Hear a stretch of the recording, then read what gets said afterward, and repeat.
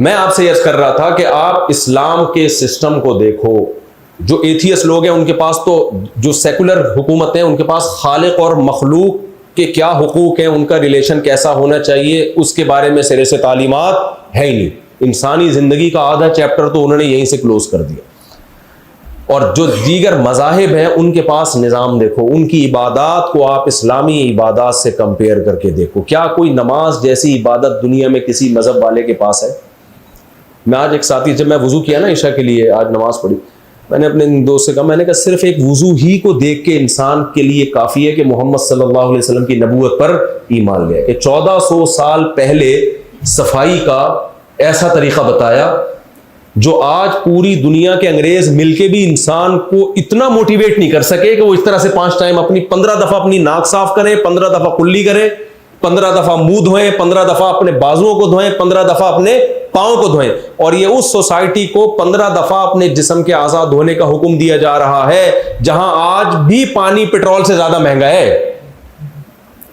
समझ में आ रही है बात? वैसा नहीं था कि वहां आबशारें बह रही हों, उन अरबों को कहा जा रहा हो चूंकि पानी इतना ज्यादा है मक्का में कि अब ये सारा जाया हो रहा है तो चलो 15 दफा नाक साफ कर लिया करो इससे। उस सोसाइटी को हुक्म दिया जा रहा है। और हुक्म देने वाले कौन है? जिनके वालिद पैदाइश से पहले दुनिया से जा चुके हैं, एक ऐसे कल्चर में पैदा हुए जो मुर्दार खाया करते थे। तो कोई साइंस टेक्नोलॉजी से बिल्कुल दूर। कौन सिखा रहा है भाई? नबी सल्लल्लाहु अलैहि वसल्लम ने अरबों को सिखाया नाखून काटना। आज मैं डॉक्टरों से मिला हूं ना, ये जो फिरौनियों की लाशें नहीं है 4000 साल पुरानी, बीबीसी पे एक रिपोर्ट मैंने खुद पढ़ी कि इनके दांतों पे रिसर्च ये हुई है कि कमबख्त दांत कभी जिंदगी में साफ करते ही नहीं थे। पहले रिवाज नहीं था दांतों के साफ करने का, ये तो अब डॉक्टरों ने बता के कि इसमें जर्म्स होते हैं। एक कोई लीडर गुजरा है इंग्लिश में, अभी मुझे उसका नाम याद नहीं, उसके बारे में एक तहकीक पढ़ी मैंने कि वो दांत ही कमबख्त साफ नहीं करता था। उससे जब पूछा गया कि क्यों नहीं करता, उसने कहा शेर कभी भी दांत साफ, ये दलाइल होते थे इन लोगों के। तो फिरौनियों के दांत साफ नहीं होते थे, अरबों में रिवाज नहीं था। नबी सल्लल्लाहु अलैहि वसल्लम ने उनको मिसवाक करना सिखाया, नाखून काटना सिखाया, मूछें काटना सिखाया। वरना बॉल इतनी बड़ी बड़ी मूछें, अलाउंस मिलता है आजकल बाज़ इदारों में, मूछ अलाउंस होता है, वो बाल सर के बड़े हुए, दाढ़ी भी बड़ी हुई, मूछें भी, ऐसा लगता है झाड़ियों से कोई बंदा झांक रहा है पीछे से। तो एक अजीब सा मंजर होता है। आपने फरमाया दाढ़ी बढ़ाओ, बाज मज़ाहिब में हर तरह के बाल बढ़ाओ ना, ये भी गलत। बाज में है कि बिल्कुल ऐसे साफ ना, बिल्कुल नेचर के मुताबिक हुक्म दिया। नबी सल्लल्लाहु अलैहि वसल्लम ने हुक्म दिया हल्कुल आना, ज़ेरे नाफ बाल साफ करो, नतफुल इबित, बगलों के बाल साफ करो। ये खुदाई तालीमात के बगैर मुमकिन नहीं है। फिर जब आपसे पूछा गया क्यों, आपने फरमाया 10 चीज़ें पैगंबरों की फितरत हैं, वो पैगंबरों ने सिखाई हैं, लिहाजा मैं भी सिखाऊंगा। फिर उसमें आपने फरमाया नाखून का साफ करना, गस्ले बराजिम, घुटनों पे जो मैल जमा हो जाता है उसको साफ करना, ये जो जोड़ होते हैं ना हमारे, और फिर बगलों के बालों को साफ करना, दांतों का साफ करना। आप सल्लल्लाहु अलैहि वसल्लम ने फरमाया सारी पैगंबरों की क्या है, ये पैगंबरों की फितरत है, पैगंबरों के अहकाम है, इसको फॉलो करना पड़ेगा। तो ये उस दौर में ये सारी, मैं पहले बताऊं तो जल्दी जल्दी ना, खालिक और मखलूक के बारे में। आप वजू देख लो, आप नमाज देख लो। अरबों में आदत थी सुबह उठ के पानी में हाथ डालने की। आपने फरमाया इज़स्तयक़ज़ अहदुकुम मिन मनामिही फला यग़मिसन्न यदहु फिल इनाई हत्ता यग़सिलहा सलासन। तुम में जब कोई सुबह उठे, नलकों का रिवाज नहीं था, हम तो अब नलका खोल के हाथ धो लेते हैं ना, वॉश करते हैं। अरबों में आदत थी ऐसे करके हाथ डाल के पानी निकाला। आपने फरमाया जब कोई सुबह उठेगा हरगिज अपना हाथ उसने पानी के बर्तन में नहीं डालना जब तक उन हाथों को 3 दफा वो धो ना ले।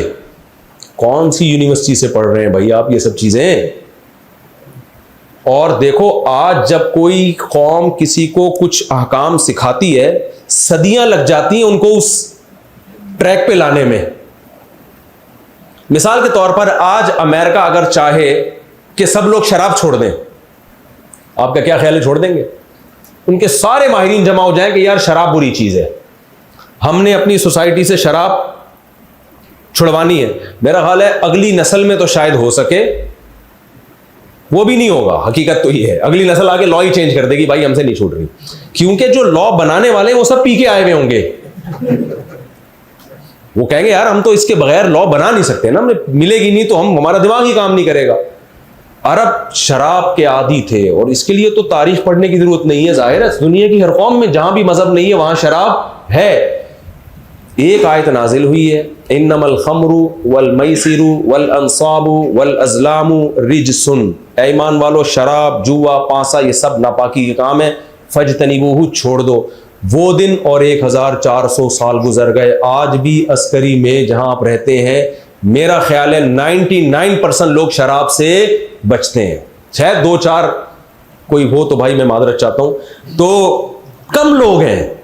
1400 साल तक उस मोटिवेशन के असरात बाकी हैं। ये क्या मामूली चीज है? क्या इंसान के पास इतनी पावर है कि वो लोगों को एक ऐसी चीज छुड़वा भी दे, फौरन लॉ भी बना दे, बता दे लॉ, और वो उसके पास इतनी पावरफुल मोटिवेशन हो कि उस मोटिवेशन के असरात 1400 साल तक उसी तरह चले आ रहे हो जैसे 1400 साल पहले थे। इससे पता चलता है भाई ये बशर का काम नहीं है, ये खुदा की मदद के बगैर ये मुमकिन नहीं है। तो आप वुजू देख लें, आप नमाज देख लें, नमाज का तरीका जो बताया गया है, दुनिया में इतनी ज्यादा हसीन इबादत आपको कहीं भी नहीं मिली। ज़कात का निज़ाम बताया गया, करोड़ों अरबों रुपए आप सिर्फ ज़कात की अगर कैलकुलेशन की जाए, जो लोग रमज़ानों में या साल भर अदा करते हैं, सारी दुनिया के ट्रस्ट और चैरिटी एक तरफ रखो आप, और सिर्फ जो मुसलमानों के यहाँ ज़कातें निकलती हैं उसकी तो कोई कैलकुलेशन का सिस्टम नहीं है।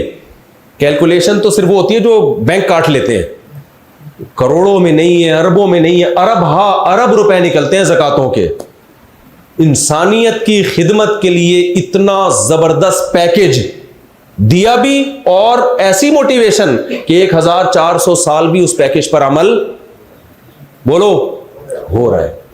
और कमाल की बात यह कि किसी को यह वहम हो सकता था, मैं अगर मिसाल के तौर पर चंदे पे बयान कर रहा हूं, आपको बहुत तरगीब दे रहा हूं, यार ज़कातें जरूर दिया करो अस्करी वालों, तुम इतने अच्छे इलाके में रहते हो, तुम सदके निकाला करो, तो ताकि लोग मुझे समझें यार देखो मुफ्ती साहब इंसानियत के कितने खैर ख्वाह हैं, कि यार देखो आके गरीबों का कितना ख्याल करने कि ज़कातें निकाला करो, ज़कातें निकाला करो, यही होगा ना।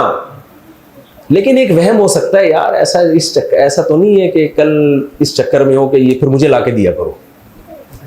बाज़ दफ़ा ये ख़तरा होता है ना, भाई इतने ज़्यादा ज़कात के फ़ज़ाइल बयान किए जा रहे हैं, शायद अपने फैमिली को, मैं अल्लाह का शुक्र है ज़कात का मुस्तहिक नहीं, मिसाल दे रहा हूं मैं, कि शायद अपनी फैमिली को सपोर्ट करना मकसद है, ये इतनी मोटिवेशन इसलिए।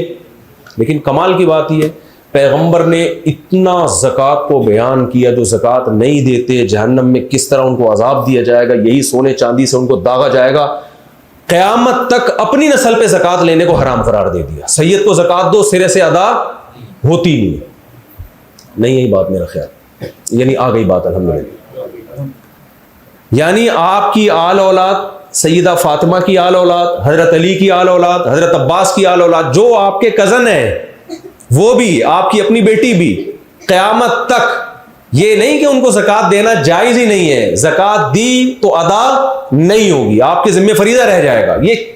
ये वहम भी ख़त्म कर दिया कि भाई ये मैं माज़ अल्लाह कोई अपने ख़ानदान के लिए कर रहा हूं, ये दूसरों के लिए है।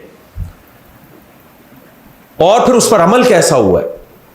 आप मुसलमानों के त्यौहार देख लो, दुनिया में हर मजहब वालों के अपने कुछ त्यौहार हुआ करते हैं। हिंदुओं की होली होती है, ईसाई क्रिसमस पे जो कुछ करते हैं उनकी एक ईद होती है। मुसलमानों के पास 2 ईदें हैं। आप मुसलमानों के त्यौहार जैसा त्यौहार किसी मजहब से ला के दिखा दो। पहली बात, त्यौहार का वक्त सुबह रखा गया है, रात नहीं, क्योंकि रात में जब आप खुशियां मनाते हो तो शराब कबाब की तरफ आपका दिल ज्यादा माइल होता है। हमारी ईद उल फितर, ईद उल अजहा रखी गई सुबह के वक्त में। समझ में आ रही है बात कि नहीं आ रही? किस वक्त रखी गई है? सुबह। उसमें नमाज रखी गई है, तमीज से इब्तदा होगी ताकि शराब कबाब की तरफ तुम्हारी खोपड़ी, सॉरी आप लोग अस्करी वाले लोग हैं, तुम्हारा दिमाग नहीं जाए। सही। तो इस तरफ जाएगा ही नहीं। ये मजहबी त्यौहार समझ के ही इसको मनाओगे तुम, गलत चीजों की तरफ नहीं जाओगे। तो सुबह के वक्त रखे गए हैं त्यौहार। दूसरी बात ये नेचुरल खुशी के त्यौहार है। हिंदू होली मनाता है, किस बात की खुशी? कहते हैं बस हमारी खुशी का दिन है। भाई खुशी का कोई सबब हो तो खुशी होती है। मैं फात भाई से कहता हूं, फात भाई खुश हो जाओ, फात भाई थोड़ा सा मुस्कुराएगा, यूं करेगा, ये कोई नेचुरल खुशी होगी?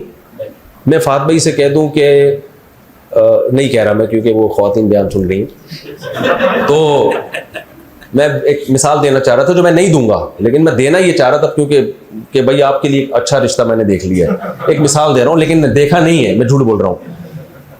तो फिर जो इनकी एकदम बाछें खिलेंगी वो किसी वजह से खुशी है ना। क्या ख्याल है भाई? ईसाई कहते हैं 25 दिसंबर को ईसा अलैहिस्सलाम पैदा हुए। कहते हैं, मैं इस बहस में नहीं पढ़ रहा कि वाकई इस दिन पैदा हुए नहीं हुए, फर्ज करो हुए हैं, तो अब वो तो 2000 साल पहले पैदा हुए हैं ना, आज थोड़ी पैदा हो रहे हैं जो आपको खुशी हो रही है। ये नेचुरल नहीं है। लेकिन मुसलमानों को जो त्यौहार दिए गए हैं उसमें दो खुशियां होती हैं, जिस्मानी भी और रूहानी भी। एक महीना रोजे रखवाए जाते हैं, फिर एक महीने के बाद जब आप खाने पीने से इज्तिनाब करते हैं, ना उसमें पान खाया, ना गुटखा खाया, ना निस्वार, ना अस्तगफिरुल्लाह चर्स पे आ रहा था मैं, तो अब क्योंकि जो सोसाइटी में हो रहा है मैं तो वही बताऊंगा ना।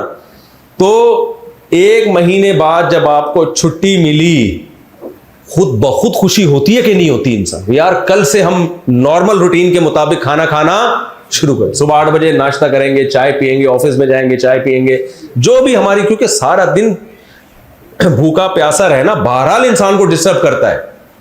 पायलटों को रोजा नहीं रखने दिया जाता। मैंने पायलट में, तुम रोजा रख के क्या जहाज नहीं उड़ाओगे? उन्होंने कहा यार इंसान का दिमाग नहीं सही तरह एक्टिव होता। तो एक महीने के बाद जिसने वाकई में रोजे रखे हो, ईद के दिन उसको वाकई में खुशी होती है, तो उसको खुशी मनानी नहीं पड़ती, खुशी उसको खुद ब खुद हो रही होती है। ये जिस्मानी खुशी है। रूहानी खुशी क्या है? यार इतनी बड़ी इबादत अल्लाह ने हमसे करवा ली। तो मुसलमान तो खुश होता है ना कि अल्लाह हमसे राजी हो रहा है, अल्लाह हमसे खुश हो रहा है। यार इतनी बड़ी एक जिम्मेदारी अल्लाह ने पूरी, इस्लाम का एक रुकन है रमजान, रोजा, वो रुकन पूरा करवा दिया। बकरीद में भी ऐसा ही है। बकरीद में क्या है? जानवर आप ज़बह कर रहे हैं, गोश्त तो आप खाते हैं, लेकिन इस गोश्त की निस्बत किसकी तरफ है? अल्लाह की तरफ। ये अल्लाह की तरफ से ज़ियाफत है, अल्लाह की तरफ से आपकी मेज़बानी है, तो इसकी एक अलग खुशी होती है। दूसरा, हर बाल के बदले में एक नेकी। हमने इब्राहिम अलैहिस्सलाम की सुन्नत को जिंदा किया है। तो कोई लॉजिक है, ऐसा ही नहीं है कि यार चल सुबह हम खुशी मनाएंगे बैठ के। हमने फर्ज कर लिया कि 5 जनवरी को हम सबका खुशी का दिन है। फर्जी खुशी में और हकीकी खुशी में जमीन और आसमान का फर्क होता है।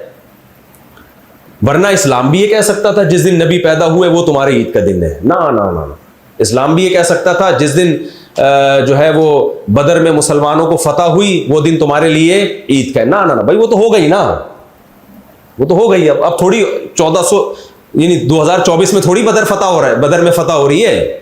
ये ऐसा ही है जैसे सालगिरह में खुशी मना रहे होते हैं ना, होती जरा भी 2 टके की खुशी नहीं है इंसान को। तभी मैं सालगिरह के इसलिए खिलाफ हूं। मैं नहीं कहता हराम है, मैं कहता हूं ये बेवकूफ, सॉरी आप में से कोई मना रहा होगा तो ये है हमाकत। इसलिए कि आप अगर फॉर एग्जाम्पल पैदा हुए थे 5 जनवरी को, अगले साल 5 जनवरी आ गई तो क्या हो गया? यानी आप तो और बुढ़ापे के करीब चले गए, आप तो कब्र के करीब चले गए। तो आप खाम में तकल्लुफ करके केक काट रहे हैं, खिला रहे हैं। तो कोई खुश होने की चीज पे इंसान खुश हो। तो ऐसी चीज जिसपे अंदर से खुशी नहीं हो रही है, अंदर से ये हो रहा है यार थोड़ा देर से ये वाला दिन आता तो ज्यादा अच्छा था, क्या ख्याल है? 40 साल के थे तो 40 ही के रहते, 41 के बिला वजह हो गए। तो ये गोरों की ना तकल्लुफात है कुछ, कि उनको तो खुशी के लिए कुछ करना पड़ता है उनको खुश होने के लिए। तो आप इस्लाम का इबादत का निज़ाम देखें, आप इस्लाम का रमज़ान का निज़ाम देखें। रमज़ान का आप देख लो, आज डॉक्टर जब आपको कहता है एक वक्त का खाना छोड़ दो आपकी सेहत अच्छी हो जाएगी, कोई छोड़ता है? एक दिन छोड़ेंगे, 4 दिन नागा करेंगे, और 2 वक्त का छोड़ दो, दुनिया छोड़ देगा इंसान। शुगर का पेशेंट भी होगा ना, उसको वेट कम करना है, फिर भी वो नहीं कर। और जो बहुत ज्यादा तुर्रम खान बनते हैं वो फास्टिंग कैसे करते हैं कि पानी पीते रहते हैं जिनको, और वो भी जब जब जाके डॉक्टर कहे कि आप कोलेस्ट्रॉल का डब्बा बन चुके हैं आप पूरे, यानी आपका वेट इतना बढ़ चुका है कि आप किसी भी दिन धमाके से बढ़ जाएंगे आप। तो मौत का खौफ उनको फिर मोटिवेट करता है कि चलो बीच बीच में कॉफी पीते रहो, लेकिन ऐसा नहीं होगा कि 13 घंटे 17 घंटे 16 घंटे कुछ भी नहीं खाओ। कुछ 100 में कोई एक होगा, वो भी बहुत, जिसको अपनी सेहत का ख्याल हो। कि मोहम्मद सल्लल्लाहु अलैहि वसल्लम ने 1400 साल पहले बताया कि तुम पे रमज़ान के रोज़े फ़र्ज किए गए हैं जैसे तुमसे पहली उम्मतों पे फ़र्ज किए गए थे। एक आयत नाजिल हुई है, 1400 साल गुजर गए, मुसलमान अब तक रोज़े, उस दावत का असर है, मेजॉरिटी अब तक रोज़े रखती है। चाहे वो नॉर्वे में हो 22 घंटे के रोज़े हो, चाहे वो सऊदीया में हो, दुबई में हो। मैंने मजदूरों को रोज़े रखते हुए देखा है, प्यास से ज़बान निकल रही होती है लेकिन रोज़ा रख रही है। ये मोटिवेशन किसकी है भाई? जिन्होंने ये हमें कहा वो ना हमारी कौम के हैं, ना हमारा अरबों से कोई कल्चर हमारा मिलता है। आप सऊदी अरब में जाओ, वो आपको अलग ही नज़रों से देख रहे होते हैं, समझते हैं कोई मरीख से कोई मखलूक आ गई है। ना कल्चर मैच करता है भाई, ना हमारी खुराकें उनकी खुराकों से मैच करती हैं। अरब खजूर खाते हैं, हम तो 2-4 से ज्यादा खजूरें खा ही नहीं सकते। इसके बावजूद 1400 साल पहले एक ऐलान हुआ था और आज मेजॉरिटी पूरी दुनिया में रोजे रख रही है। ये मोटिवेशन किसी बशर की बोलो नहीं हो सकती, ये नहीं हो सकती। इतना पावरफुल निज़ाम, विरासत का निज़ाम देख लो भाई। गोरे आज बौखला रहे, हर मुल्क का अलग कानून है कि कोई मरेगा तो उसकी विरासत का क्या होगा, हर मुल्क का अलग। और ऐसे ऐसे बेवकूफ़ों वाले कानून बनाए हुए हैं, कुत्तों तक को विरासत देने के कवानीन है, कुत्ते को दे के चले जाओ। इस्लाम ने इतना बेहतरीन निज़ाम बनाया विरासत का, 1400 साल से कामयाबी के साथ वो निज़ाम चला आ रहा है। अव्वल नज़र में रखता है कि इसमें जुल्म है। अक्सर एक मशहूर एतराज़ किया जाता है कि बेटी को आधी दी, बेटे को दुगनी दी। तो भाई आप बेटे को 2 लाख दिए फॉर एग्जाम्पल, या 2 करोड़ दिए, बेटी को 1 करोड़, लेकिन जिम्मेदारियां सारी नान नफके की किस पे डाल दी हैं? निकाह होगा, महर कौन देगा? बेटा। बेटी तो जहां निकाह होगा लेगी महर, जहेज का इस्लाम में वैसे ही कोई कॉन्सेप्ट नहीं है। सारी जिंदगी का नान नफका किसके जिम्मे होगा? तो एक साहब को मैंने इस तरह, मैंने कहा 2 करोड़ दिए, खर्चा 4 करोड़ का डाल दिया उसके ऊपर। बेटी को 1 करोड़ दिया, खर्चा 5 रुपए का भी उसके ऊपर, हत्ता के औरत के पास 1 अरब रुपए भी हैं। बच्चा पैदा होता है, उस बच्चे की सारी रिस्पॉन्सिबिलिटी किसके जिम्मे है? बाप के जिम्मे है। वअलल मौलूदी लहू रिज़्क़ुहुन्ना व किस्वतुहुन्ना बिल मारूफ, बाप के जिम्मे डाल दिया सब कुछ। तो बच्चियों को जिंदा दफन किया जाता था, किस कदर बच्चियों को, यानी आज इंसानी हुकूक की तंजीमें बनती है ना, सारे हुकूक एक तंजीम के जिम्मे नहीं होते। जानवरों की अलग बनी हुई है, खवातीन की अलग बनी हुई है, बच्चों के हुकूक की तंजीमें अलग बनी हुई है। लॉ बनाने वाले अलग हैं, इंप्लीमेंट करने वाले अलग हैं। तो मोटिवेशन, जो मोटिवेट करने वाले हैं वो अलग हैं। लेकिन मोहम्मद सल्लल्लाहु अलैहि वसल्लम लॉ बना भी रहे हैं, खवातीन के हुकूक पर भी बात कर रहे हैं, बच्चों के हुकूक पर भी बात कर रहे हैं, बेटियों के हुकूक पर भी और कैसा संगीन जुल्म हो रहा है बेटी पे कि जिंदा दफन किया जा रहा है। उस सोसाइटी में अपनी नवासी को कंधे पे बिठा के आपने नमाज पढ़ाई है पूरी, ताकि अरबों के दिल से बेटियों की नफरत निकले। लॉ बता भी रहे हैं, उस पर लोगों को मोटिवेट करके चला भी रहे हैं, अपना बिहेवियर ऐसा दिखा रहे हैं।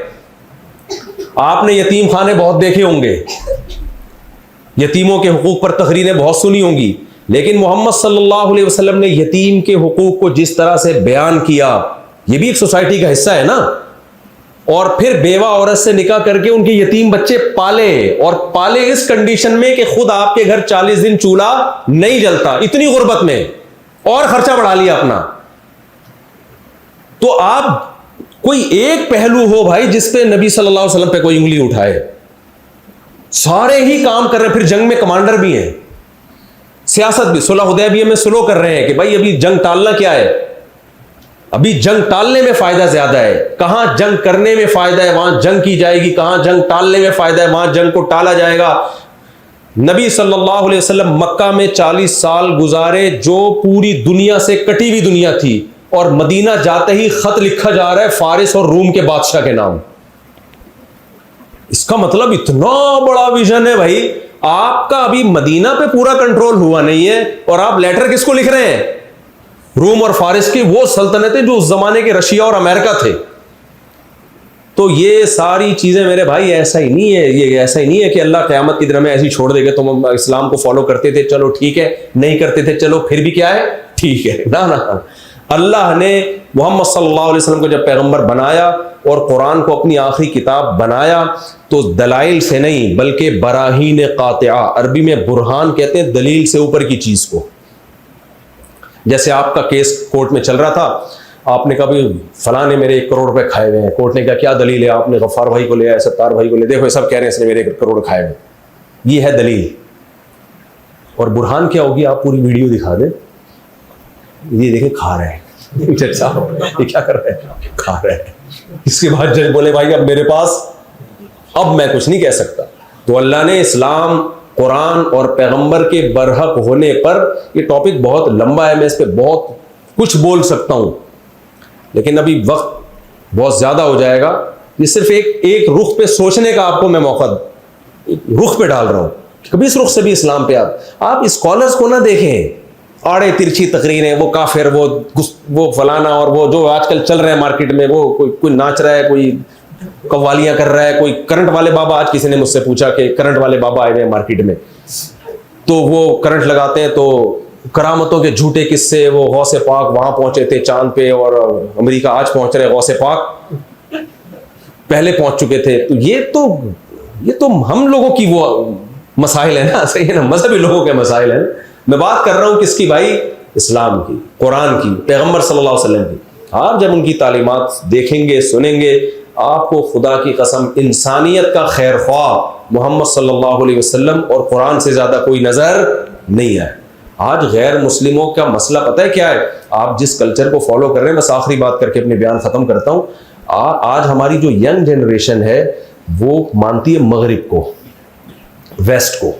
यार वो इतने जबरदस्त हैं, अगर वो नाकाम होते तो वो चांद पे क्यों पहुंचते? आज भाई वो अगर गलत होते तो इनकी सड़कें इतनी साफ क्यों होती?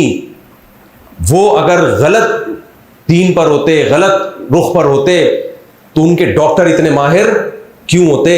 इतना डिसिप्लिन उनमें क्यों होता? आप तस्वीर को एक रुख से देख रहे हो, आप दूसरे रुख से तस्वीर को देखें। पहले आपने खुद से अच्छाई और बुराई का क्राइटेरिया एक खुद आपने गढ़ा है, फिर हर एक शख्स को आप उस पर नापने की कोशिश कर रहे हैं। आप इसको यूं भी कह सकते थे, वो अगर इतने अच्छे होते तो खुदा का इनकार बोलो ना करते। सबसे पहले कौन है भाई? वो अगर इतने अच्छे अखलाक वाले होते तो उनके अब्बा ओल्ड हाउस में टाइम ना गुजारते। वो अगर इतने अच्छे होते तो बूढ़ी अम्मा ओल्ड हाउस में आप क्या अपनी अम्मा को ओल्ड हाउस भेज सकते हो? मैं बहुत दफा ये वाकया मैंने सुना है, बहुत दफा, दोबारा सुना रहा हूं। हो सकता है पुराने लोग बोर हो जाएं, लेकिन ये बड़ी इबरत वाला वाकया है। इससे आपको सही सिंक में सोचने का मौका मिलेगा। देखो, हम अगर खराब है ना, हमारे गटर के ढक्कन नहीं है, ये इस्लाम का कसूर नहीं है, ये हमारे हुक्मरानों की करप्शन है। तो हुक्मरानों की करप्शन को इस्लाम के खाते में क्यों डाल रहे हो भाई? और उनके यहां अगर कोई खूबी है तो इसलिए नहीं कि वो मुसलमान नहीं है, बल्कि जो उन्होंने लॉ बनाया, जो सिस्टम बनाया, उसको मजबूती से नाफिज किया है। बाकी अगर उनके पास इस्लाम होता तो जो खराबियां उस सोसाइटी में है वो नहीं होती, और हमारे पास इस्लाम ना होता तो हम जितने खराब है ना, इससे 20 गुना ज्यादा खराब होते हम। हमारे यहां तो 2-4 जो गटरों के ढक्कन बच गए वो इस्लाम की वजह से बचे हुए हैं। थोड़ा सा आदमी डर जाता है चोरी पे, उसने बयान सुना होता है मौलवी साहब का कि यार ये ढक्कन चोरी किया तो इसमें कोई बंदा गिरा तो क़यामत में मुझे पकड़ होगी, वरना लॉ तो है ही नहीं ना। नहीं आई बात, दोबारा बतानी पड़ेगी ये बात। देखो, अमेरिका में एक तो गटर होते ही नहीं है, मैंने तो नहीं देखे, पता नहीं कहां बनाते हैं वो लोग। लेकिन अगर कोई गटर हो, उसका ढक्कन चोरी नहीं होगा, क्योंकि उसको पता है ढक्कन चोरी हुआ तो मेरी खैर नहीं, रिश्वत नहीं चलेगी, मुझे सजा मिलेगी। हमारे यहां आप जितने ढक्कन चोरी कर लो कोई मसला नहीं। अब मैं नहीं ज़्यादा डिटेल में मैं जाना नहीं चाहता। तो क्योंकि हमारे यहाँ एक प्रोजेक्ट शुरू हुआ था करीब में, तो वो उसमें जब उन्होंने गवर्नमेंट ने गटर के ढक्कन लगाए ना, तो एक हफ्ते में सारे ढक्कन गायब थे। वो ढक्कनों से लोगों ने सरिया निकालने के बाद डाल तो चरसियों पे दिया कि चरसियों का काम है, लेकिन मेरा ख्याल है गैर चरसी भी करते ही होंगे, जो चरस नहीं भी पीता, हमें क्या पता चल रहा है कि चरसी कर रहे हैं कोई और कर रहा है। लेकिन आपको पता है हमारी खूबी है कि कानून का ये हाल है, इसके बावजूद भी अक्सर गटरों पे ढक्कन अल्हम्दुलिल्लाह मौजूद है। इसलिए कि भाई कहीं ना कहीं कुछ चोरी के खिलाफ सुना हुआ होता है कि अल्लाह नाराज होता है चोरी से। तो मैं जल्दी से वो वाक़या सुना के अपनी बात को ख़त्म करता हूँ। हमारे दोस्त का एक फ़ोन आया, बाहर किसी कंट्री में, नाम नहीं लूँगा मुल्क का। उन्होंने कहा मुफ्ती साहब मैंने अपने वालिद को कराची से इलाज के लिए यहाँ बुलाया है वेस्ट में, क्योंकि पाकिस्तान में बूढ़ों का इलाज सही नहीं होता, बूढ़ों की केयर करने वाला कोई नहीं होता। ये पाकिस्तानी ऐसे, ये हम लोग बुरे हैं, ये अंग्रेज़ हमसे अच्छे हैं, यहाँ बूढ़ों की केयर बहुत अच्छी होती है यहाँ के अस्पताल। हालांकि वो माशाल्लाह बड़े मुतशर्रे दाढ़ी वाले, लेकिन तारीफ़ें किसकी कर रहे हैं? वेस्ट। यार ये लोग हैं, बूढ़ों की केयर होती है अस्पतालों में, इज्जत मिलती है। क्या हाल है बुढ़ों का। ये मुसलमान सिर्फ कलमा नहीं पढ़ा अंग्रेज ने, वरना हकीकत ये हमसे अच्छे लोग हैं। मैंने कहा अच्छी बात है। कह रहे इसलिए मैं अपने अब्बा को कहाँ बुला रहा हूँ? वेस्ट में बुला रहा हूँ अपने खर्चे पे। मैंने कहा जो नर्स आपके अब्बा की इतनी अच्छी केयर कर रही है, आप उससे कहें कि अपने अब्बा की भी कभी की है। नहीं यार मेरा ख्याल है बात। मैंने कहा उस नर्स से बोले जो इतनी अच्छी केयर आपके अब्बा की यहाँ की नर्स नहीं कर रही ना, वो तो थके हुए मुल्क की है, और वगैरह वगैरह जो भी गालियां देना उन्होंने मुनासिब समझा। मैंने कहा किसी गोरे में इतना दम है कि अपने बाप को लाखों रुपए खर्च करके इलाज के लिए बुलाए किसी दूसरे कंट्री में, अपने खर्चे पे इलाज करे, इसलिए कि उस मुल्क में उसका इलाज सही नहीं हो रहा। मैंने कहा वो तो साल में एक दफा ओल्ड हाउस में फादर डे पे जाता है, मेजॉरिटी के, सारे नहीं होंगे, कुछ अच्छे भी होंगे, एक दफा जाएगा। ऐसे ऐसे वाकयात भी मैंने वहां, जो मुशाहिदे पर मबनी वाकयात, फादर डे में एक दफा फोन किया है कि यार मेरे अब्बा के घर पे केक पहुंचा के आ जा। उसमें भी कमबख्त को इतनी तौफीक नहीं हुई कि फोन करके अब्बा से हेलो हाय कर ले। मैं मानता हूं सारे नहीं होते, लेकिन यार ये कौन सा कल्चर है यार, जिसने तुम्हें जना है, जिस मां ने तुम्हें जना है, जिस बाप, जिससे तुम्हारा ब्लड है, उससे तुम्हारा डीएनए, तुम्हारे बाप का डीएनए तुम ही हो, उससे तुम्हारा ये रिलेशन है, और तुम वैसे इंसानी हुकूक की, विमेन राइट्स और ह्यूमन राइट्स की बातें कर रहे हो सारी दुनिया के सामने बैठे। राइट्स में तो सबसे पहले वालिदैन है। कुरान ने जितना वालिदैन को फोकस किया है ना, इतना किसी और रिश्ते को फोकस नहीं किया। मुझे बताओ वालिदैन के हुकूक पर क्यों नहीं तंजीम बनाई इन लोगों ने? खवातीन के हुकूक पर है, बच्चों के हुकूक पर है, जानवरों के हुकूक पर है, अब्बा के हुकूक पर क्यों नहीं है? मां के हुकूक पर क्यों नहीं है? क्यों भाई? सारे हुकूक तोड़ रहे हैं, अब्बा के भी अम्मा के भी। तो अजीब निजाम है यार।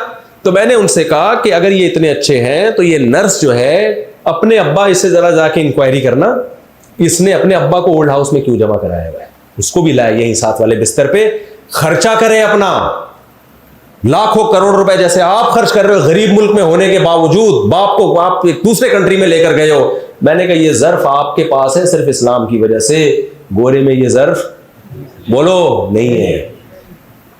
तो सिस्टम की खूबी को आप गैर मुस्लिम के खाते में मत डालो, और हमारी खराबियों को आप इस्लाम के खाते में मत डालो। मैंने कहा अगर आप गैर मुस्लिम होते ना, या इस मुल्क में, आप ये अब्बा के लिए इतनी हिम्मत आपने नहीं करनी थी कि आप करोड़ों रुपए खर्च करके अब्बा को इलाज किया। आप कहते हैं गवर्नमेंट की रिस्पॉन्सिबिलिटी है, मुझसे टैक्स लिया है ना गवर्नमेंट ने, वो करे वो खर्च करे। तो बात मैं खत्म करता हूं, समेटता हूं। तो 1400 साल पहले भाई पूरा एक निज़ाम दिया है रसूलुल्लाह सल्लल्लाहु अलैहि वसल्लम ने, किताब दी है जिसे कुरान कहा जाता है। आप उसके हकाम उठा के देखो, उसमें इंसानों के हुकूक मिलेंगे, जानवरों के हुकूक मिलेंगे आपको। आज जानवरों के हुकूक पर बात होती है, नबी ने चींटियों तक के हुकूक बयान किए। सही मुस्लिम की हदीस है, आप सल्लल्लाहु अलैहि वसल्लम ने फरमाया कि एक नबी को एक चींटी ने काटा तो नबी ने तमाम चींटियों को जला दिया। अल्लाह ने वही नाजिल की कि कांटा सिर्फ एक ने था तो आपने बाकियों को क्यों मारा। हमें नबी ने यह हदीस क्यों सुनाई है? क्या चींटियों के बारे में एक हिस्ट्री बयान करने के लिए, यह बताने के लिए कि जानवर पे भी आप कोई इजाफी ज्यादती नहीं कर सकते, आपको ये राइट नहीं है कि एक जानवर तंग कर रहा है उस तक अपनी वो महदूद रखें आप उसको। ये नहीं हो सकता कि एक का इंतकाम सबसे ले लिया जाए। तो भाई कौन है दुनिया में ऐसी जामे शख्सियत जो जानवरों के हुकूक भी बयान कर रही हो, औरतों के हुकूक भी बयान कर रही हो, जिस जमाने में औरत को विरासत नहीं मिलती उसमें विरासत दे के जा रही हो, है भाई, और वालिदैन के हुकूक भी बयान कर रही हो, रियासत के हुकूक भी बयान कर रही हो, रियासत को अवाम के क्या हुकूक है, लॉ पूरा क्या है, कैसे चलेगा सारा निज़ाम, इबादत कैसे होगी, हज कैसे होगा, ज़कात कैसे होगी, सदका फितर कैसे होगा, विरासत कैसे होगी, खैरात कैसे होगी, इनके अहकाम क्या है, गरीब की डेफिनेशन क्या है, मिस्कीन किसे कहते हैं, ज़कात का एक पूरा निसाब है ना कि कितने परसेंट पे होती है, बकरियों की ज़कात कैसे दी जाती है, गायों की ज़कात कैसे दी जाती है, घोड़ों की ज़कात कैसे दी, पूरा एक सिलेबस बना के दे के चले गए। और 1400 साल से वो चला रहा। तो खिलाफत उस्मानिया तो 1920 में जाके ख़त्म हुई है। हिंदुस्तान में 1000 साल हमने हुकूमत की, उसमें वो इस्लाम का वो लॉ को चला के दिखाया। और खिलाफत उस्मानिया, बनु अब्बास की खिलाफत, बनु उमैया की खिलाफत, ये सारी खिलाफतों में बेसिक निज़ाम क्या था? कोई अंग्रेज़ों से थोड़ी लिया था इन्होंने निज़ाम, ये सारा मोहम्मद सल्लल्लाहु अलैहि वसल्लम का जो बनाया हुआ कानून था उसको चला के दुनिया में दिखाया है।